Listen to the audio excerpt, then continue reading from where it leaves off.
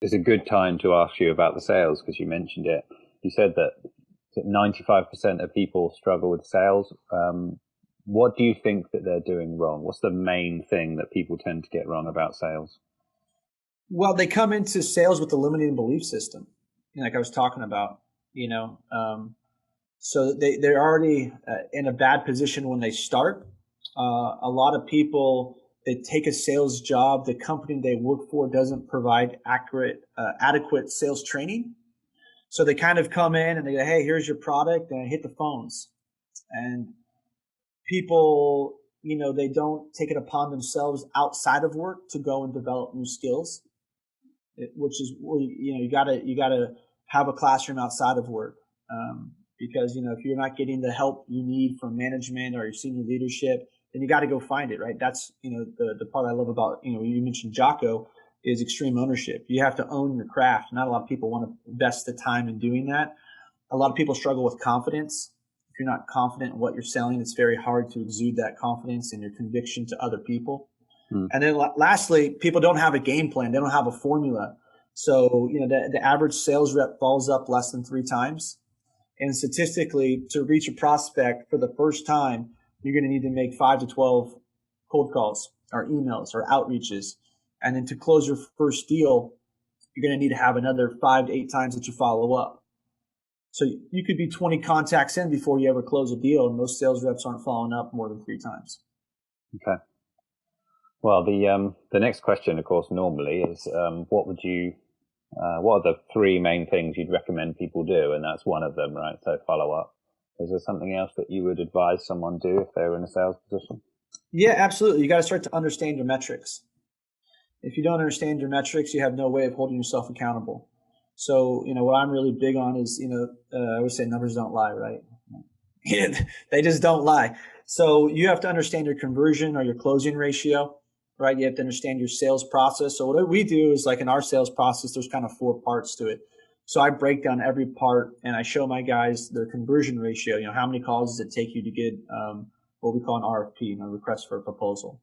And then we look at the other steps involved and we go, okay, well, it takes you 37 calls to get one RFP, right?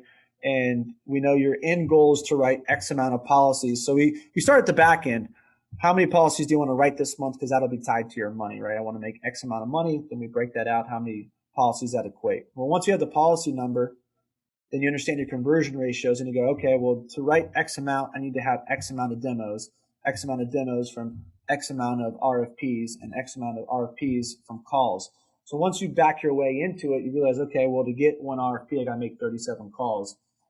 I need statistically to have at least 85 RFPs this month in order to hit the 35 demos. And out of the 35 demos, it's going to close the 8 policies I need to hit my income goal. So a lot of reps aren't cognizant of this process. And so they kind of just shoot from the hip thinking they're doing enough.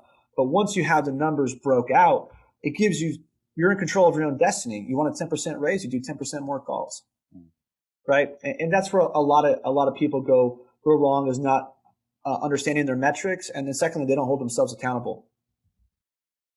Yeah. Great answer.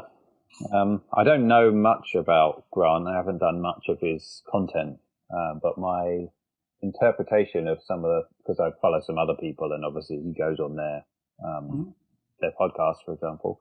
My interpretation of it is he's a volume guy. So you were quite scientific about your approach, but do you agree with that? That my understanding is that he's just massive volume in everything he's doing. Yeah, hit one of his great sayings that I love too is your problem is obscurity in sales, right? It's just like your problem is that nobody knows you. So we definitely take the approach. My office last year in COVID, we grew 65%. We increased our revenue 8 figures. And the way that we were able to do that in the middle of a pandemic was that we have, that term omnipresent. My guys were just anywhere and everywhere. And we 10x'd our volume. A lot of people retracted and retreated. I said, hey, we've still got a job to do. I'm not going to decrease our goal. We're just going to increase our efforts and double down. So yeah, absolutely. But understanding the baseline metrics, it gives you a starting point with where you want to accomplish. Well, you mentioned having big goals, and I've spoken to a couple of people about the idea of it can be quite, you can deter you from meeting your goals if you don't break them down. So you've got your big goal, but you've also got the small steps in order to get there, right? Correct. Yeah, you got to draw yourself a roadmap, or it'll be very frustrating.